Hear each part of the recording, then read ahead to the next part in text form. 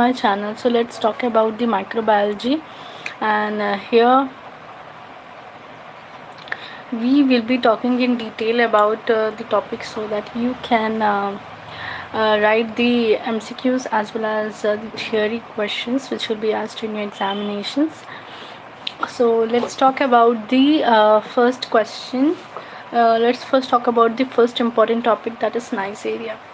So Neisseria gonorrhea, in theory you will get like describe the valence factors of Neisseria gonorrhea with the help of diagram. Describe the laboratory diagnosis of gonorrhea. A note on chemotherapy of this condition. So we are going to cover these topics from the very renowned books like Anant Narayan and the Apurva Shastri. Both are combined. So you can make notes simultaneously also. That will be more helpful for you. For the time being, let's talk about the Neisseria gonorrhea, its prevalence factors and the labs and its treatment.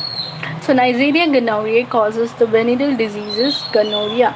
The gonococcus was first described in gonorrheal pus by Neisser.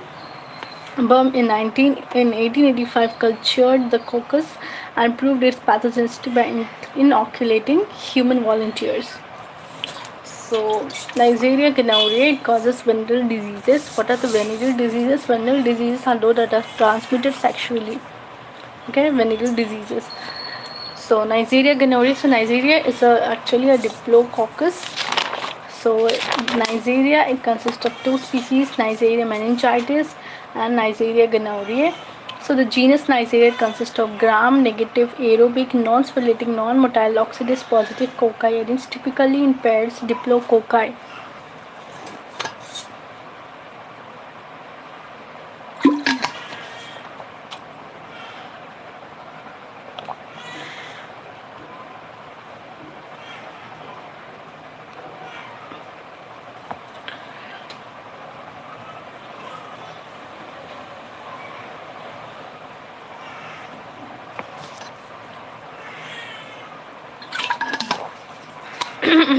Okay, fine. So Neisseria is a Neisseria genus. It consists of gram-negative aerobic bacteria. Aerobic bacteria are the bacteria which utilizes oxygen for their survival, and they are non-sporulating. They do not form spores. They are gram-negative. They want air. Aerobic. They are non-motile. They cannot move. The oxidase positive cocci, they need oxygen. Okay, they love oxygen, so they are oxidase positive cocci arranged typically in pairs. So they are diplococci. They are arranged in pairs, one and one pair. Okay, it contains two important pathogens, Neisseria meningitis and Neisseria gonorrhoeae. These strict human pathogens are gram-negative, diplococci, oxidase positive, and fastidious in growth requirements. So fastidious means they do not grow in a normal medium. You should provide some special things for them to grow. The intracellular presence of these bacteria inside polymorphs in patients. So they are intracellular. The intracellular means they enter into the cell and survive there. And inside polymorphs, so when they get into the cell, they become as polymorphs.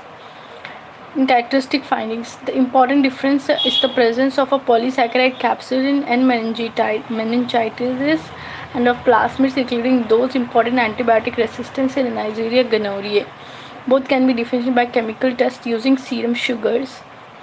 The genus contains many other species such as Neisseria lactamica that occurs as commensals in the mouth or upper respiratory tract, and Moraxella scateralis, which can cause respiratory tract infections in compromised host. So जो Neisseria meningitis है, it causes meningococcal meningitis, which is formerly known as cerebrospinal fever, which may occur sporadically as localized outbreaks, epidemics, or as septicemia, first described by Witzelbaum from the spinal fluid of a patient. So Neisseria is a genus. It only consists of the gram-negative, aerobic, oxidase-positive, fastidious, non-spirating, non-motile bacteria. These are the bacilli. These are the cocci. These are the diplococci. They occur as coccus. They occur in pairs. Diplococci. So they consist of meningitis, Neisseria meningitis, and Neisseria gonorrhoeae. These are the strict human pathogens. They do not occur in animals, so you cannot get from animals. Intracellular presence of these bacteria inside the cell, they become polymorphs. And so a difference between Neisseria gonorrhea and meningitis is that Neisseria gonorrhea is having a special polysaccharide capsule, and in Neisseria gonorrhea they have plasmids which make them antibiotic resistance. Okay, other species are Neisseria lactamica, which occurs as common cells in upper respiratory and all, and Moraxella catarrhalis, which can cause respiratory tract infections in immunocompromised host. So Neisseria meningitis they cause meningococcal meningitis, and Neisseria gonorrhea they cause gonorrhea. So let's talk about the Neisseria gonorrhea and meningitis. So first I'm going to talk about Neisseria meningitis. Now since we are going to cover this topic, we will talk about both the bacteria, both the species of the genus. So let's talk about the Neisseria. So I'll tell you what important things you should note down at the same time. Okay, so in the introduction part, you can say that genus Neisseria, it consists of the two species mainly, Neisseria meningitis and Neisseria gonorrhoeae. These are gram-negative diplococci, and they are non-motile, non-sporing. They are fastidious organisms. They are oxidase positive. Okay, so what you have to tell? You have to tell gram-negative about gram stain. You have to tell that they are aerobic. Okay, and you have to say they are diplococci, and they are non-spirating, non-motile, they are oxidase positive. First you say what are the positive things they have. First say the gram stain, they are gram negative. Say the shape, they are diplococci. Then say that aerobic, non-aerobic, they are aerobic, they require aerobic means oxygen, so they are oxidase positive. Then talk about the non-spirating, non-motile, they are fastidious, they require special media to grow. Okay, there are two species Neisseria meningitis, they call meningitis, and Neisseria gonorrhea, they are venereal diseases and they cause gonorrhea. So this is the thing in introduction you have to tell about. Okay, they are capsulated, another thing. Okay, fine. Now let's talk about the Neisseria meningitis. Meningococci are gram negative. So Neisseria meningitis is also called meningococci. So when your teacher is teaching in the class, they suddenly you have studied Neisseria meningitis and your teacher is asking you, tell me what meningococci. Then you scratch your head and thinking about it. What is Neisseria? What is meningitis? What is meningococci and all? So you have to remember that it is a diplococci. So you can call it meningococci because it causes meningitis. So they are gram negative, they are oval, or they can be spherical cocci, 0.6 to 0.8 micrometer in size. Okay, so you can tell all these features. They are arranged typically in pairs with the adjacent sides flattened. So they are typically in pairs, that is why diplococci, the adjacent sides flattened. So if you see the diagram, you will be appreciating it. The diplococci, the long axis of coccus is at right angles to a line joining the two cocci in a pair. So the considerably variation occurs in size, shape, staining properties. Older cultures due to autolysis and smears from lesions, the cocci are more regular and generally intracellular, non-motile. Most fresh isolates are capsulated. Talking about cultural characteristics, meningococci have exacting growth requirements and do not grow in ordinary media because they are not ordinary people, they are special people. They require special media. Growth occurs on media enriched with blood. They want serum or ascitic fluid. This promotes growth by neutralizing certain inhibiting substances in culture media rather than by providing additional nutrition. They are aerobes, but growth is facilitated by 5 to 10% carbon dioxide and high humidity. They are quite capnophilic also, require somewhat carbon dioxide. The optimum temperature for growth is 35-36 degrees Celsius. The optimum pH 7.4 to 7.6. These are required for the technicians, okay, to remember the pH वगैरह. Solid media after incubation for 24 hours. When the bacteria is incubated on solid media for 24 hours, for incubation helps them to grow, form colonies. The colonies are formed as small, about 1 mm in diameter. They are translucent, round, convex, bluish gray with a smooth, glistening surface and with entire edges. The colonies are typically lenticular in shape. So you have to understand what is lenticular in shape. Okay, butyrous in consistency and easily emulsifiable. They are easily emulsifiable, they get emulsified. Weak hemolysis occur on blood agar. Smooth and rough types of colonies are found. Growth is poor in liquid media, producing granular turbidity with little or no surface growth. Blood agar, chocolate agar, and Muller-Hinton starch casein hydrolysate agar are the media commonly used for culturing meningococci. Modified Thayer-Martin. This is important. Modified Thayer-Martin with vancomycin, colistin, and histamine is used for selective media. Selective media, modified Thayer-Martin. So remember this. See, the way to learn microbiology is there is so much to remember, and you should read the chapter. You should get to know. You should familiarize what to remember, what not to remember. Okay, and then whenever you're not when you're free eating and all during exam times, when it is high time to remember each and every point and write down, so at the time you can just sit and say Nigeria is a gram negative, aerobic, fastidious, require this special media. They do not grow in common media, and they are non-speletic, non-motile, they are oxidase positive, so they are aerobic. Okay, and the diplococci. Then talking about meningitis, there are two: meningitis and gonorrhea.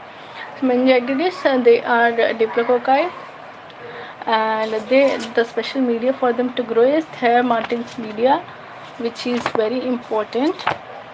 Okay, so Thayer-Martin's media is a selective media for them.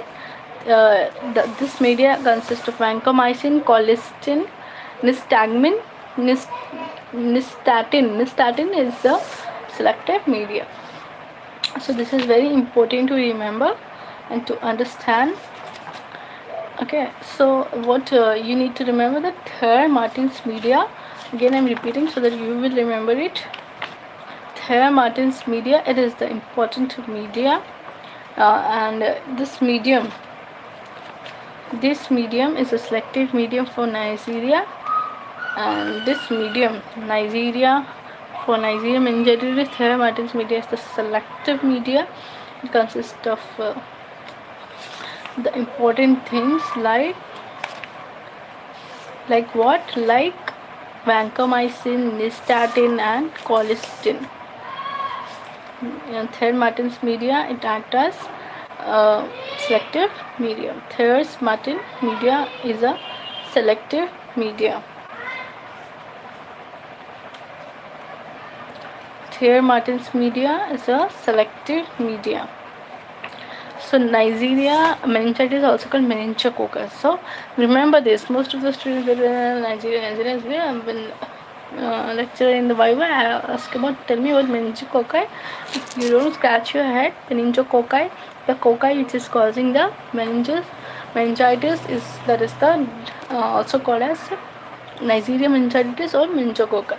So meningococcal meningitis is a particular importance due to its potential to cause large outbreaks and epidemics. It is caused by Neisseria meningitis or meningococcus.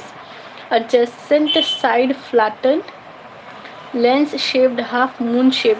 These are how lens shape or half moon shape. Half moon shape. Half moon shape is something disc like. I'm going to show you the picture. Focus on the screen. So if you see this structure, this is the capsule. It is a capsulated bacteria, and you can see the two are there. These are the lens shape because the edges are flattened. The adjacent sides flattened. So the edges are flattened. You can see the edges. These are the edges. These are flattened and they are looking like half moon shape. This is also called lens shape. Neisseria has another pyogenic species. That is Neisseria gonorrhea. It causes gonorrhea. Both differ from each other in various aspects. Other species are commensals of genital tract or oral cavity such as Neisseria lactamica, flavescens, mucosa, mysica, Neisseria sicca, safflava, etc. etc. Although they can be occasionally pathogenic to human. Okay. So if the viva goes like, tell me about the difference between meningitis, Neisseria meningitis and Neisseria gonorrhea, what you will tell that the Neisseria are the capsulated one and gonorrhea are not the capsulated one. Neisseria meningitis, they are capsulated. You can see the capsule. This is also called meningococci. Okay, they cause meningitis. And Neisseria, these are the lens shaped or half moon shaped bacteria. Okay, they are diplococci with adjacent sides flattened, and the gonorrhea, they are kidney shaped diplococci. Kidney shaped diplococci with adjacent sides concave. Kidney shaped with adjacent sides are concave. Kidney shaped, kidney like, so this is gonorrhea. Ferments glucose and maltose. Neisseria meningitis, they ferments glucose and maltose both, but gonorrhea, it only ferments glucose. It only needs glucose, don't need maltose. Gonorrhea, okay. Gonorrhea, G for gonorrhea, G for glucose. Meningitis, glucose and maltose. Neisseria rarely have plasmids. Gonorrhea have plasmids. They possess plasmids that give them drug resistance. Exist in both intra and extracellular forms. That is meningitis. Predominantly exists in intracellular form. Gonorrhea intracellular, only intracellular. Meningitis both intracellular, extracellular. Neisseria meningitis, they occur in the nasopharynx also. Neisseria gonorrhea, they occur in genital tract, urethra, cervix, rarely pharynx, but not pharynx, okay, rarely, but cervix and vagina, urethra, there they occur, okay. Talking about virulence factors, the capsular polysaccharides. Neisseria meningitis, it is a capsular polysaccharide. It is the principal virulence factor of meningococci. Protects the bacteria from complement-mediated phagocytosis. Since it has the capsule, it protects itself from the complement-mediated phagocytosis. So it has the capsule, and the benefit of the capsule is that it can protect itself from complement-mediated phagocytosis. Okay, based on the antigenic nature of the capsule, meningococci can be typed into 13 serotypes based on the antigenic nature of capsule. 13 serotypes from A to D, X to Z to 29E, W, H, J, H to J and L, among which only 6 serogroups A, B, C, X, Y and W, formerly W135, account for majority of cases in invasive disease. Okay. Other capsular serogroups and non-capsulated meningococci, 16% of isolates are non-capsulated, commonly colonized nasopharynx of asymptomatic carriers, rarely associated with invasive disease. Other virulence factors, outer membrane proteins, LPS, endotoxin, others. So, virulence factors, if you see, they have the capsule. That's very important thing. Capsule, it protects the bacteria for complement-mediated phagocytosis. Okay, other virulence factors, outer membrane proteins are there. The outer membrane proteins, they are the porin. Because gram negative bacteria के cell wall में याद करो porins होते हैं, porins. They are the porin proteins present beneath the capsule. They are present and embedded in the outer membrane. These are present in the outer membrane, embedded in the outer membrane, and they are the porin proteins. LPS and endotoxin, like other gram-negative bacteria, meningococci possess lipopolysaccharide and endotoxin in their cell wall. Gram-negative bacteria, they have endotoxin. And they have lipopolysaccharide. Okay, endotoxin induces the release of various inflammatory mediators. जो endotoxin रहता है ना, it induces various inflammatory mediators which in turn damage the vascular endothelium. Endothelial injury is central to many clinical features of meningococci, such as increased vascular permeability leading to loss of fluid and shock. They damage the vascular endothelium, This causes permeability, loss of fluid, and shock can occur. Intravascular thrombosis due to activation of procoagulants linked to disseminated intravascular coagulation (DIC). Myocardial dysfunction. Others include IgA proteases, transferrin binding protein, and adenosines. So these are the other virulence factors: IgA protease, transferrin binding protein, and adhesions. Okay, adenosines. So this is a very important topic. So what are the virulence factors? So virulence factors is the first capsular polysaccharide. So these protect the bacteria from complement mediated phagocytosis, and based on the capsule, these are classified into different serotypes. Okay, there are many serotypes. Other virulence factors include outer membrane protein. Outer membrane protein are the porine protein. These are embedded in the outer membrane itself. Okay. LPS and endotoxin. LPS is lipopolysaccharide, and endotoxin, since it is a gram negative, it has endotoxin in the cell wall. Endotoxin induces inflammatory reactions, inflammatory mediators, which damage the vascular endothelium. And if they damage the vascular endothelium, there is a endothelial injury which causes increased vascular permeability, leading to loss of fluid and shock. Intravascular, because there is a vascular endothelium injury, it activates the thrombosis, procoagulants, and causes DIC, disseminated intravascular coagulation. And there is myocardial dysfunction. Others include IgA protease, transferrin binding protein, and adenosines. IgA protease is also there in them. Transferrin binding protein and adenosines.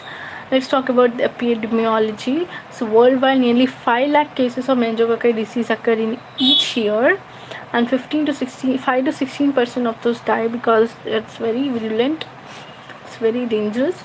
Patterns of the disease: and meningococcus causes several patterns of invasive disease, ranging from sporadic infection to endemic, hyperendemic, and explosive epidemics. High prevalence area: the Saharan belt of Africa from Ethiopia to Senegal. Most prevalent area of meningococcal infections. Around 30,000 cases are still reported each year from this area. The serogroups distribution vary among various regions of the world. Group A, it was the leading cause of epidemic meningitis worldwide. With the advent of vaccination, the occurrence of Group A has been reduced considerably. Group B and C are currently the major serogroups causing an invasive disease worldwide. Group B can cause hyperendemic disease, more than 10 cases per 1 lakh population. It is called hyperendemic disease. Group C continues to cause outbreaks in Nigeria, within 4,000 cases in 2018. So how deadly Group C is there. Group X, Y, and W are less commonly reported worldwide. So how these groups are divided? First of all, they are divided based on the antigenic nature of capsule. 13 serotypes are there. Among them, A, B, C, X, Y, and W are the most invasive.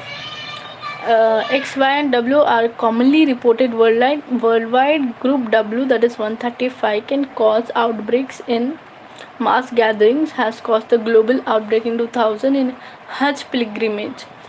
तो जो Hajj pilgrimage थे ना, उनके अंदर because of large gatherings, it caused the outbreak. In India, sporadic cases have been occurring every year, mainly from North India, with occasional outbreaks. Serogroup A has been reported from few places, though accurate data on serogroup distribution is lacking. 2015, more than 12,000 cases were reported, maximum from Bihar, that is more than 8,000 cases. Seasonality: meningococcal infections are common in winter and spring, cold and dry climate. Age: meningitis is common in early childhood, that is 3 months to 5 years, with the second peak occurring in adolescents 15 to 25 years of age. Risk factors that promote colonization include overcrowding and semi-closed communities such as schools, military, and refugee camps, travelers, smoking, recent upper respiratory tract infections. Risk factors that promote disease include deficiency of terminal component C5, C9, eculizumab or zevulizumab therapy, a terminal complement inhibitor, hypogammaglobulinemia and hyposplenism. Carriers 5 to 10% prevalence, symptomatic, asymptomatic nasopharyngitis at any given time. Let's talk about pathogenesis. This is all about epidemiology. So in epidemiology, what you need to remember is so nearly 5 lakh cases occur every year, and in the world, it's worldwide. And talking about pattern of disease, so meningococci, they cause several epidemics, epidemics, endemics, hyperendemics, and sporadic infections. It is more in Saharan belt of Africa, and in Nigeria it's very common. Talking about world serotypes distribution, so group A, once it caused the epidemic, and hence the vaccination has been made, but now group B and C are more prevalent, and group B and group C, they cause hyperendemic diseases. In group C, they usually cause outbreaks in Nigeria. In group X, Y and W, they are worldwide. They are less common, but they occur as outbreaks in mass gatherings like in Hajj pilgrimage. In India, sporadic cases occur, and there was an outbreak in Bihar. Okay, seasonality, it is cold and dry climate, that is winter and spring. Age, it's more common in babies, early childhood, 3 months to 5 years, and second peak in the adolescents attain 15 to 25 years of age. So this meningitis, it has very much problem with children and young reproductive people. Okay, risk factors, they promote colonization, overcrowding and semi-closed communities, schools, military, refugee camps, travelers, so smoking, upper respiratory tract infections. Okay, recent upper respiratory tract infections increases the risk. Travelers for smoking and all increases the risk. Okay, risk factor that promote disease, it include deficiency of terminal complement components C5, C9. If these are deficient, then you're more risky to have meningitis from meningococci. Eculizumab or rivolizumab therapy, it is a terminal complement inhibitor. This is a complement inhibitor, C5, C9 complement inhibitors if you are taking, or if there is a deficiency of these terminal complements, then there is more risk. And hypogammaglobulinemia, there is less gamma globulin, and hyposplenism. Carriers 5 to 10% are carrier in the nasopharynx. Okay, pathogenesis, humans are the only natural host for meningococci. Most common source of infection, nasopharyngeal carriers. Those who are having nasopharynx infection, they can cause meningitis. If some person is having some colonization in his nasopharynx, and he is just putting finger in the nose and serving food to you without washing hands, then it can cause infection in you. So mode of transmission, it is by droplet inhalation, and the portal of entry is through the nasopharynx. So droplet inhalation and portal of entry is through the nasopharynx. Through nasopharynx, it will go into your brain. Spread of infection from nasopharynx, meningococci reaches the meninges either by hematogenous route causing septicemia, or by direct spread along olfactory nerves through cribriform plate, and rarely through conjunctiva. So if some person have kept a finger in the nose, and nasopharynx have this bacteria which is very close to the nose, and if he touches you and you keep in your nose, nasopharynx, he serves water or fluids or something to you, then it goes into your nasopharynx, and from nasopharynx it has 3 options. The diplococci, the meningococci, it has three options. One, to directly go from the olfactory nerves into the meninges, or through the blood it can go, hematogenous spread. If it goes to hematogenous, it will cause septicemia. Cribriform plate, it will go from olfactory nerves, rarely through conjunctiva. Talking about clinical manifestation, if the person is having meningococci, how he will present to you. The majority of infected individuals become carriers. The remainders develop the following manifestations. There is a rash, a non-blanching rash, petechial or purpuric, develops in more than 80% of the cases. So there is a rash, and this rash are non-blanching, means if you press on the rash, what happen? The redness will not go. Okay, because why? Because it damages the meningococci. It has endotoxin, which damages the vascular endothelium. Okay, that's why rash. Septicemia attributed to endotoxin induced endothelial injury, leading to increased vascular permeability and intravascular thrombosis and disseminated intravascular coagulation, the DIC, because of the endotoxin. Waterhouse Friderichsen syndrome, severe form of fulminant meningococcemia, characterized by large purpuric rashes, purpura fulminans, and shock, disseminated intravascular coagulation, DIC, bilateral adrenal hemorrhage, multi-organ failure. Okay, pyogenic meningitis commonly affects young children 3 to 5 years of age. Presentation includes fever, vomiting, headache, neck stiffness, similar to any other bacterial meningitis, except the presence of rashes.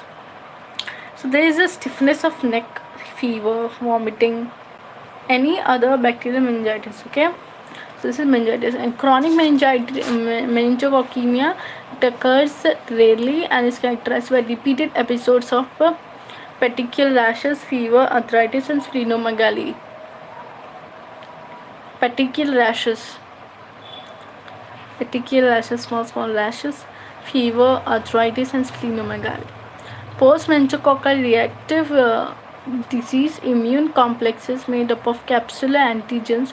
The antibodies will have 4 to 10 days later lead to manifestations like arthritis, rash, iritis, pericarditis, polyserositis, and fever. Okay, I hope you understood what is post-meningococcal. What is post-meningococcal reactive disease? Immune complexes made up of capsular antigens and the antibodies 4 to 10 days later lead to manifestations arthritis, rash, iritis, pericarditis, polyserositis, and fever.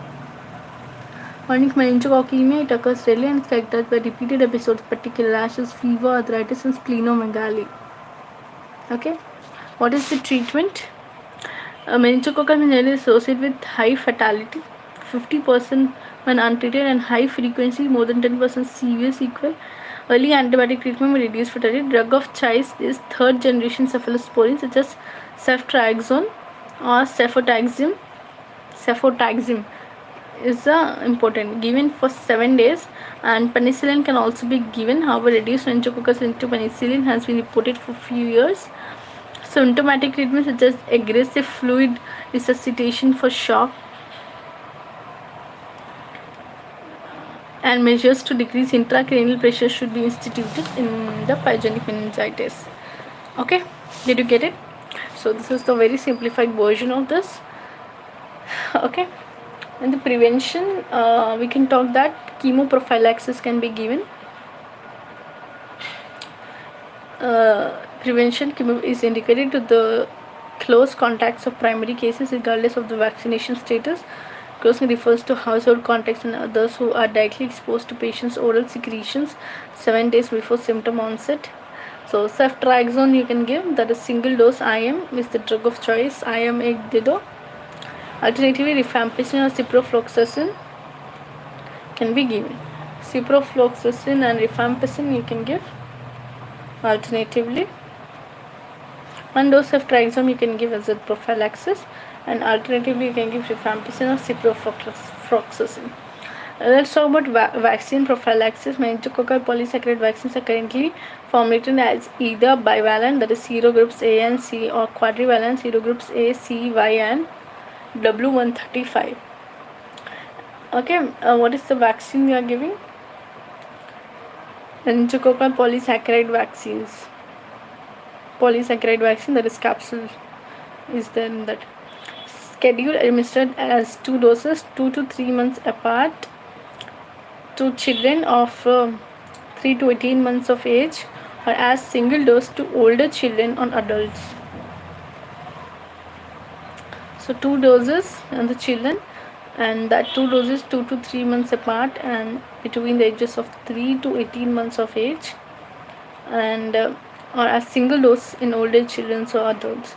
Efficacy, it has protective efficacy rate of more than 95%. The duration of protection lasts for only 3 to 5 years. Indication, it is recommended for high risk people such as contact of patients during outbreaks, splenic dysfunction, terminal complement component deficiency, taking eculizumab therapy, laboratory staff at risk, international travelers including students going to study abroad in the endemic places, they can take. Capsular vaccine is not available for serotype serogroup B because capsular serogroup B made up of sialic acid, less immunogenic. So there's no use of giving it, is less immunogenic, the capsule of that. It is also encephalogenic due to expression of similar cross-reactive antigens on neural cells. So you cannot give the vaccine, it's not safe. For group B, for group A, there is a vaccine of polysaccharide vaccine and it's safe to give. Not given below 3 years, similar to pneumococcal vaccine. Meningococcal capsular vaccine is also an example of T-cell independent antigen, is poorly immunogenic to children, hence not given to children of less than 2 to 3 years of age. Conjugated vaccine, however, conjugated meningococcal capsular vaccine is available, which can be given to young children. Addition of a protein carrier adjunct is the immunogenicity of the capsular vaccine. Vaccine for group B, that is Men B vaccine. Recently, recombinant vaccine for group B meningococcus has been licensed. Vaccine contains 4 recombinant proteins: adenosine A, heparin binding antigen, factor H binding protein, and outer membrane vesicles. Scheduled 2 doses given IM route 1 month apart. Indication 16 to 25 years of age. So this is about meningitis. Let's talk about some other points regarding it. We did not talk about the labs, so let me talk about labs first, and then I'll conclude. So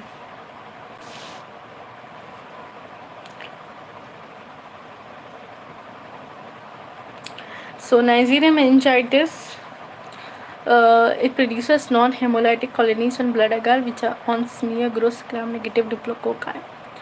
Biochemical entropy, meningococci are catalase and oxidase positive, they are aerobic. They ferment glucose and maltose but not sucrose. Slide agglutination serogrouping test is done to identify serogroups of meningococci isolates by using appropriate antisera. Slide agglutination serogrouping is there. So in CSF, if a patient is having pyogenic meningitis, then what to test in CSF, what you will see? There is a highly elevated CSF pressure, that is more than 180 mm of water. And pyogenic meningitis, if you see total leukocyte count, that is 100 to 10,000, it's so much raised. Normally it should be 0 to 5 only, it is 10,000. See, that's why it's called pyogenic, more leukocytes are there. Predominant cell type are neutrophils, since it is acute. Glucose less than 40 mg per dl decreased to absent also, because the bacteria utilize glucose, that is maltose and glucose fermenters there, right? Total proteins more than 45 mg per dl, usually more than 250, markedly increased. So this is meningitis, and meningitis is causing so many type of diseases, and they are also present in some carriers as nasopharyngeal colonies, okay, and they are asymptomatic carriers. So the clinical manifestations of meningitis are rashes, septicemia, Waterhouse-Friderichsen syndrome.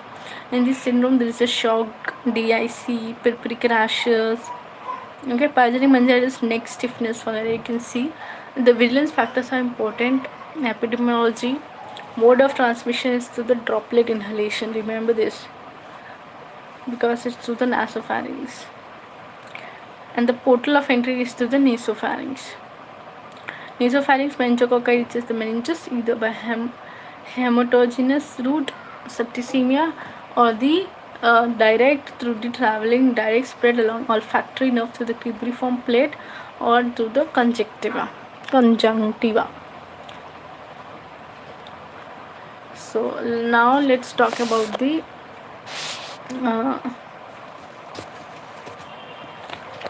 labs we have seen, right? Biochemical identification you can do catalase, oxidase positive, ferment glucose and maltose, GM.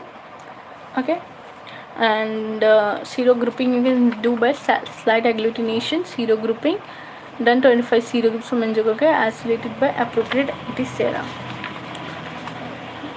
Okay, in the CSF findings we have seen.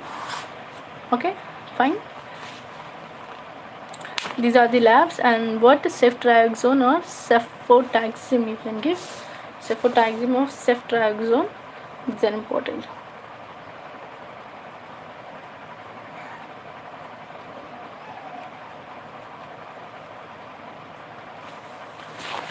So this is the important thing about the bacterial meningitis, Neisseria meningitis. Okay. थोड़ा detail में देखते हैं जिसको और detail में चाहिए. ये short था. तो meningococci gram negative, oval, spherical cocci, typically in pairs with adjacent sides flattened, so they are half moon shaped. ठीक है.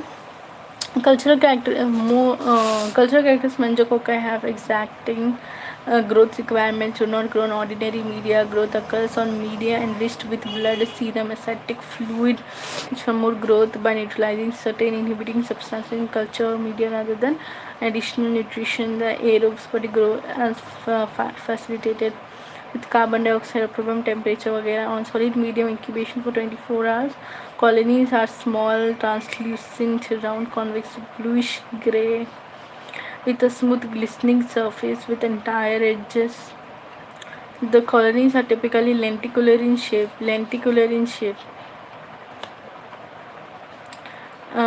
Butyrious in consistency and easily emulsifiable. Weak hemolysis occurs on blood agar. Rough types of colonies found. Growth is liquid media. Turbidity, granular turbidity with little or no surface growth. Blood agar, chocolate agar, and Muller-Hilton starch, casein hydrolysate agar are the media commonly used for culturing meningococci. Modified Thayer-Martin vancomycin, colistin, nystatin is used for selective media. Talking about biochemical reactions and antigenic properties and classification are based on serotyping, resistance, pathogenicity, and labs. So biochemical reactions, they are catalase and oxidase positive. They love oxygen. The prompt oxidase reaction helps in identification of Neisseria, cocci, and gonorrhea in mixed cultures. Oxidase test when a freshly prepared 1% solution of oxidase reagent. That is oxidase test क्या होता है माँ? It is a freshly prepared 1% solution oxidase reagent tetramethyl biophenylene diamine hydrochloride is poured on the culture media. The Neisseria colonies turn deep blue. Subculture should be made immediately as the organism dies on prolonged exposure to the reagent. The test may also be performed by rubbing a little of the growth with a loop on a strip of filter paper, moistened with oxidase reagent. Kovacs method. Deep purple color appears immediately. So they give deep purple color if you treat with the freshly prepared 1% oxidase reagent. On the colonies you can pour it, or you can just test it by rubbing a little of the growth with a loop on a strip. You have to take a loop and you have to take the colonies in them and rub on the filter paper, and that filter paper should be moistened with oxidase reagent. Now, this is called Kovacs method. A deep purple color immediately appears. Okay, indole and hydrogen sulfide are not produced and nitrates are not reduced because maltose are utilized but not sucrose or lactose. Seeing acid but no gas. Gonococcus acidify glucose but not maltose. Acid formation by Neisseria is weak, being oxidative and therefore best tested on peptone serum agar slopes containing the sugar and indicator. Antigenic properties, if you see, these are the biochemical reaction. Oxidase test positive. They utilize glucose and maltose but no sucrose or lactose. They do not produce gas. They are indole and hydrogen sulfide not produced, nitrates not reduced, and acid formation by Neisseria is weak, being oxidative, so therefore best tested on peptone serum agar slopes containing the sugar and indicator. Let's talk about antigenic properties and classification. So serogroups, meningococci are capsulated. So if you see meningococci, these are capsulated. Meningococci, these are capsulated organisms. Unlike other Neisseria, gonorrhea is not capsulated. Based on the capsular polysaccharide antigens, these are classified into at least 13 serotypes, serogroups, of which group A, B, C, X, Y, and W135 are most important. Group A is usually associated with epidemics, and Group C with outbreaks, localized outbreaks, and Group B causes both epidemics and outbreaks. Group 29E and Group W135 were also frequently cause meningitis. Any serogroup may colonize the nasopharynx, but these 6 groups account for most cases of meningitis. Serogroups are further classified into serogroups, serotypes, and subtypes based on outer membrane protein, and about 20 serotypes have been identified. These are the serogroups A, B, C, X, Y, and W. These are the serogroups. Based on serogroups, further serotypes and subtypes are divided. Resistance meningococci are very delicate organisms. These are very highly susceptible to heat.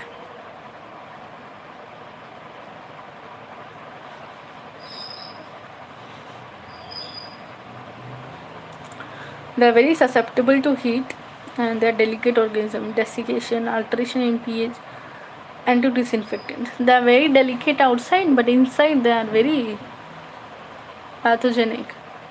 They were uniformly sensitive to penicillin and other antibiotics, but resistant strains have emerged and become common in many areas. Pathogenicity: meningococcal disease can present as cerebrospinal meningitis and meningococcal septicemia.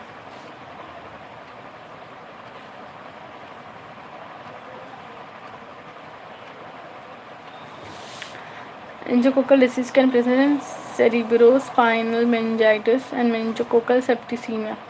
Typical presentation of pathogenic meningitis is given in the clinical case. Meningococci are strict human parasites inhabiting the nasopharynx, fishing usually asymptomatic, some local inflammation issues with rhinitis and pharyngitis. Dissemination occurs only a small portion. Meningitis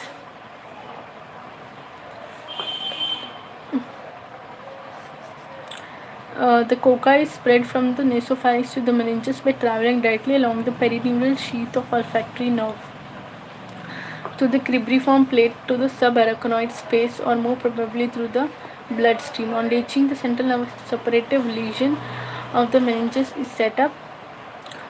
Separative lesion क्या है? Separative lesion of the meninges is set up, involving the surface of the spinal cord as well as the base of cortex of the brain. Cocci invariably found in spinal fluid, especially intracellular in leukocytes. Case of fatality is variable but may be as high as 80% in untreated cases. Survivors may have sequelae such as blindness and deafness. Cases develop chronic or recurrent meningitis. Meningococcemia. These present as acute fever,